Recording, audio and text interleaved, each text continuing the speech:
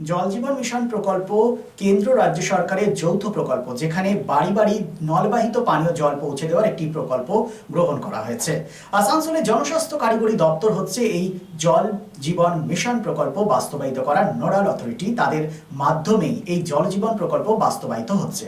এখন প্রশ্নটা হচ্ছে, এই যে জল জীবন মিশন প্রকল্প আর্থিক সংকটে ভুগছে, কেন ভুগছে? প্রথমেই আপনাদের শোনাবো, যারা শ্রমিক শ্রেণী রয়েছেন, যারা ম্যানেজমেন্টের কাজ করেন, তারা ঠিকাদারদের অধীনে কাজ করেন, তারা বিগত কয়েক মাস ধরে বেতন পাচ্ছেন না। কি কারণটা জানা যাচ্ছে? সংশ্লিষ্ট ঠিকাদাররা ঊর্ধ্বতন কর্তৃপক্ষের কাছ থেকে টাকা পাচ্ছেন না। প্রথমেই শ্রমিকদের অভিযোগ শোনাবো। ডিভিশন 1 এ ডেপুটেশন চলছে, বিভিন্ন দাবি দাওয়ার ভিত্তিতে আজকে আরসিএফ এর ডিভিশন 1 এ অবস্থান ধর্মঘট চলবে। বকেয়া বেতনের দাবিতে আজকের অবস্থান চলবে। অবিলম্বে সমস্ত 2 তারিখের মধ্যে মাইনে দিতে হবে। তার কারণ আমরা খুবই অসহায়, সামান্য মাইনে পাই। সে সামান্য মাইনে সময়ে না পাওয়ার জন্য আমরা দীর্ঘদিন ধরে না খেয়ে মরছি। আমাদের ছেলেমেয়েকে সময় মতো অন্ন দিতে পারি না। জায়গায় বেতন হচ্ছে না।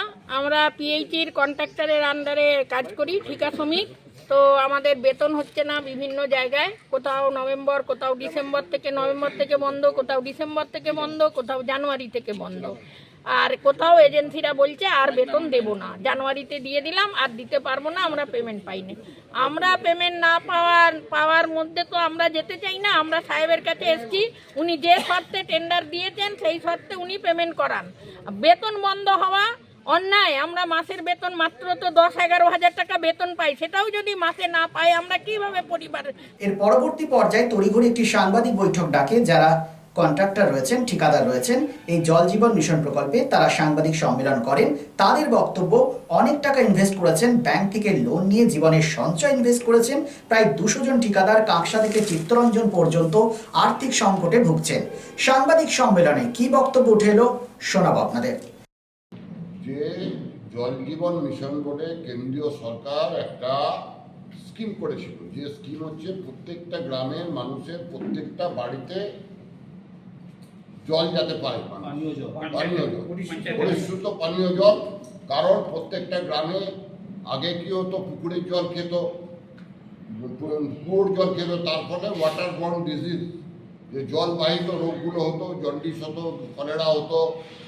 প্রত্যেক বছরই দেখা যায় হসপিটালে পরিসংখ্যান নিলে যে জলবাহিত রোগে প্রচুর লোক মারা যায়। সেই জন্যে কেন্দ্রীয় সরকার এবং রাজ্য সরকার মিলে ঠিক করলো যে একটা জল জীবন মিশন প্রকল্প, যে প্রকল্পের মাধ্যমে আমরা জল ফিল্টার করে পরিশুদ্ধ করে সেই জলটা প্রত্যেক বাড়িতে ট্যাপ ওয়াটার দেওয়া হবে এবং সেই অনুযায়ী কাজও হতে চললো।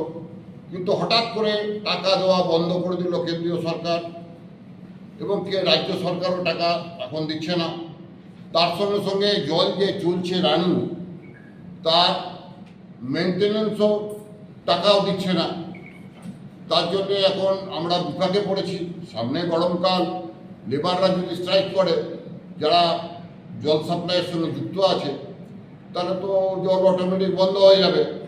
এবং অর্ধেক জল যেখানে স্ট্যান্ড পোস্ট দেওয়া হয়েছে বাড়িতে, সেগুলোতে যদি জল না দেওয়া হয়, দেখা যাবে যে সেই স্ট্যান্ড পোস্টগুলো কেউ গরুর খুঁটি বাঁধছে, কেউ বাঁধছে, তাতে খারাপ হয়ে যাবে। কবে থেকে টাকা বকেয়া আছে? হ্যাঁ, কবে থেকে টাকা বকেয়া? 7 আগস্ট থেকে পাওয়া যাচ্ছে। জুলাইয়ের পর থেকে। এটা কি শুধু রাজ্য সরকারের কি কেন্দ্র সরকার? কেন্দ্রীয় সরকারের শেয়ার আছে, রাজ্য সরকারের শেয়ার আছে। কত টাকা বকেয়া আছে? প্রায় প্রচুর টাকা। প্রজেক্ট কত টাকা ছিল? টোটাল প্রজেক্ট কত টাকা আছে? প্রায় আমাদের এখানে তো 500 কোটি টাকা আছে। এর পরবর্তী পর্যায়ে এই বিষয়টিকে সামনে রেখে আমাদের প্রতিনিধি কথা বলেন আসানসোলের জনস্বাস্থ্য কারিগরি দপ্তরের ইঞ্জিনিয়ারের সাথে। তিনি কি বলেছেন শুনে নিন। গাড়িটা লাগিয়ে দিন, দরজাটা বলুন। বলছি কন্ট্রাক্টররা অভিযোগ করছে জল জীবন মিশনের তারা টাকা পাচ্ছে না, বা মেনটেন্যান্সের জন্য যে শ্রমিকদের সেই টাকা দীর্ঘদিন ধরে বকেয়া। তো এই বকেয়া, হ্যাঁ, এই বিষয়টা কীভাবে দেখছেন আপনারা? এই বিষয়টা আমরা তো ডিপার্টমেন্টালি অর্থর দিকটা ডিপার্টমেন্টের দেখে, আমরা ইঞ্জিনিয়ারিং দিকটা দেখি। তো এটা ঠিকই যে টাকার অভাবে কাজগুলো করতে পারা যাচ্ছে না। সবাই বলছে যে টাকা টাকা দরকার, টাকা না হলে আমরা বাকি কাজটুকু করবো কি করে? অতএব টাকা দেন, তারপর বাকি কাজ করব, এটা বলছে। আমরা সে মেসেজটা হায়ার অফিস পর্যন্ত গেছে, হায়ার অফিসও জানেন, এবং হায়ার অফিসে যাদের বিলের সব সিকিউরিটি ডিপোজিট কাটা ছিল সেগুলো ডিপার্টমেন্ট পারমিশন দিয়ে দিয়েছে যে সিকিউরিটি ডিপোজিটগুলো তুলে নিয়ে অন্তত কাজটা চালু রাখুন, কারণ জল জীবন মিশনের কাজ তো সেইটাই ব্যাপার। এটা ঠিকাদারদের কষ্ট চলছে, এটা ঠিক। এটা কি কাজ থমকে যাবে না? হ্যাঁ, এর ফলে কি কাজ থমকে যাবে না? যেভাবে ওরা বলছে শ্রমিক কাজটা এদের বক্তব্য অনুযায়ী কাজ, ওরা বলছে আমরা টাকা ইনভেস্ট করব কোথার থেকে, টাকা তো নেই, সব টাকা ঢুকে আছে, বিল আটকে আছে। এর ফলে কি পানীয় জলের সংকট? প্রায় কত টাকা বকেয়া রয়েছে? এই তথ্যটা এই মুহূর্তে আমি ইনস্ট্যান্টলি দিতে পারবো না। বলছি এর ফলে কাজ যে বন্ধ হয়ে গেলে পানীয় জলের একটা সংকট তো তৈরি হবে, তো এই বিষয়টা কিভাবে আপনারা করবেন, শর্ট আউট করবেন? না, অনেক ব্লকগুলোতে পানীয় জল মোটামুটি চলছে এখন। যেটা ট্যাঙ্কারে করে দিতাম সেই ট্যাঙ্কারটা অনেকটাই কমে যাবে, অনেক ব্লকই কমে যাবে। কারণ সালানপুর প্রায় 90% জল বাড়িতে জল পড়ছে, বারাবনিয়াও 68% জল বাড়িতে জল পড়ছে। দুটো ব্লক যারা শ্রমিকরা, অস্থায়ী শ্রমিকরা যদি স্ট্রাইকে অস্থায়ী শ্রমিকরা যদি স্ট্রাইকে যায় তাহলে ভালভ অপারেশন, পাম্প অপারেশন বন্ধ হবে। তো সেক্ষেত্রে জল ক্রাইসিস হবে না? অবশ্যই, ওদের উপর নির্ভর করছে গোটাটাই। তো ওনার যে ডিমান্ড বা ঠিকাদারদের যে ডিমান্ড, সেইগুলো আপনারা কিভাবে করছেন? ঠিকাদারটা কি মেনটেন্যান্স তো বছরে কন্ট্রাক্ট নেয়, ঠিকাদার বছরে কন্ট্রাক্ট নেয়। এবার কন্ট্রাক্ট নেওয়ার পর প্রতি মাসে লেবারকে পেমেন্ট করতে হয়, এবং প্রতিজনের আছে কি বলে পিএফ আছে, হ্যাঁ ইএসআই আছে। তাহলে পিএসআই টাকা জমা দিতেই হবে। তাহলে ওরা বলছে যে আমরা এক বছরের বেশি হয়ে গেছে, আমরা কত চালাবো, আমাদের পক্ষে পয়সা দেওয়ার সম্ভব নয়। মানে তাহলে জল পাবে না মানুষ, কি বলবেন? না, ঠিক এই ব্যাখ্যাটাতে এখনই যাওয়া যাবে না, মানে শেষ একদম লাস্ট কথা বলা যাবে না। এখনো পর্যন্ত কত % কাজ বাকি রয়েছে আপনার জেলায়? আমার জেলায় জল জীবন পরিষদ মোর দেন 68% বাকি হয়ে গেছে। শুধু গাজার যে প্রজেক্টটা চলছে, ওই প্রজেক্টটা হয়ে গেলে 4টে ব্লকে ফুল জল চলে আসবে, তখন আমাদের ডিমান্ড যে রয়েছে সেগুলোকে আপনারা করেছেন, মানে বলেছেন বা ঊর্ধ্বতন কর্তৃপক্ষ খুব ভালোভাবে জানে। প্রত্যেক মিটিংয়েই আলোচনা হচ্ছে, অনলাইন হচ্ছে, অফলাইনে হচ্ছে। টাকাটা না আসার কারণ স্টেট গভর্নমেন্টের হয়তো ফান্ডের কোনো জায়গায় অকুলন আছে, কিংবা কিছুদিন ধরে অডিট চলেছিল, অডিট কমপ্লিট হয়ে পরে যাবে ওটা সেন্ট্রাল গভর্নমেন্টের ফান্ড, সে অডিটটাকে স্যাটিসফাই করবে, তারপর টাকাটা আসবে, এরকম হতে পারে। তার বলতে পারেন যে এখন অব্দি ফাইলই দিতে পারেনি রাজ্য সরকার, কি বলবেন? না, এটা আমি বলার আমাকে অধিকারই নেই। রাজ্য সরকার ফাইল দিয়েছে কি না দিয়েছে অধিকারই আমার। কেন্দ্রীয় সরকার কি টাকা দিচ্ছে না, মানে কেন এটা কি? এটাও ডেফিনেট বলা যাবে না, কারণ চুক্তিটা কেন্দ্রীয় সরকারের সঙ্গে যা চুক্তি স্টেট গভর্নমেন্টের, যে মেমোরেন্ডাম অফ আন্ডারস্ট্যান্ডিং হয়েছে, তাতে কতটা বিষয়ে কি দেবে, এই মেমোরেন্ডামটা একজন কর্মচারী হিসেবে, একজন ইঞ্জিনিয়ার হিসেবে আমাদের জানার কথা নয়। অর্থনৈতিক দিকটা ওনারা বোঝেন। আপনারা এটা নিয়ে আলোচনায় বসবেন? এই আজকে যে আন্দোলন, তারপর কি আলোচনায় বসবেন? হ্যাঁ, কেন বসবে না? আলোচনার টেবিল সবসময় খোলা, আলোচনার টেবিলে নিশ্চয়ই বসি, আমরা তো বসি। আপনার নাম? আমার নাম Sandeep Kumar Kundu, assistant engineer.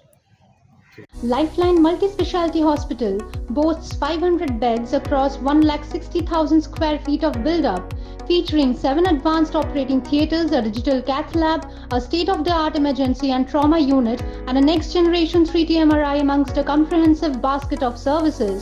Renowned super specialists from premier institutes deliver top-tier care, supported by digitalized integrated healthcare for seamless coordination.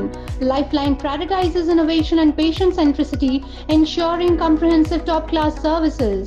So for premier medical treatment, visit Lifeline Multi-Specialty Hospital, Kalipahari, Asansol, NH2 District, Paschim Bardhaman, West Bengal.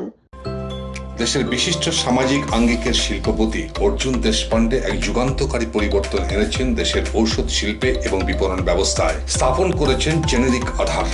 একদম স্বল্প মূল্যে গুণগত মান সম্পন্ন মানুষের কাছে পৌঁছে দেবার জেনেরিক আধারের এই প্রয়াসকে স্বীকৃতি দিয়েছেন দেশের অন্যতম এক চির সবুজ শিল্পগোষ্ঠী টাটা শিল্পগোষ্ঠীর কর্ণধার রতন টাটা। এবং এই স্বীকৃতি স্বরূপ তিনি উদ্বোধন করেছেন জেনেরিক সংস্থার দপ্তর থেকে শুরু করে সংস্থার প্রতিটি স্তরকে। পশ্চিম বর্ধমান জেলায় এই জেনেরিক আধারের একমাত্র এখনো বিপণন সংস্থা হেরা এন্টারপ্রাইজ আসানসোল পৌর নিগম 85 নম্বর ওয়ার্ড 2 নম্বর মহিশিলা কলোনিতে চলার পথ শুরু করেছে। আপনার পাশে সর্বদা প্রস্তুত উষ্ণতার পরশ নিয়ে হীরা এন্টারপ্রাইজ। এখানে পাবেন 40 থেকে 80% ডিসকাউন্টে সমস্ত জেনেরিক আধারের ঔষধ। সুতরাং আপনার চিন্তার অবসানে এগিয়ে চলেছে হীরা এন্টারপ্রাইজ, আসানসোল পৌর নিগম 2 নম্বর মহিশিলা কলোনি, আসানসোল। আমরা আছি আপনার পাশে।